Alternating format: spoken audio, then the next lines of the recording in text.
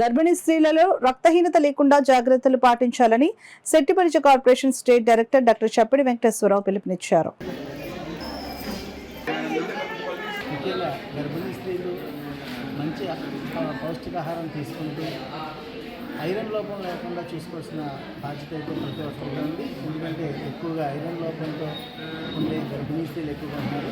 అంచేత ఎవరైనా సరే ముందుగా కన్సీవ్ అయ్యే ముందే మనం ఐరన్ లెవెల్స్ అవి చూసుకొని, అంటే హెమోగ్లోబిన్ శాతం, రక్తంలో హెమోగ్లోబిన్ శాతాన్ని చూసుకొని వాళ్ళు ముందుకు వెళ్ళాల్సింది. అలాగే అయిన వెంటనే కన్సీవ్ అయిన వెంటనే మంచి సమతుల్యమైన ఆహారాన్ని తీసుకుంటూ 4 నెలలు వచ్చిన దగ్గర నుంచి మళ్ళీ వాటర్ ఐరన్ అవన్నీ ఖచ్చితంగా రెగ్యులర్ తీసుకోవడం.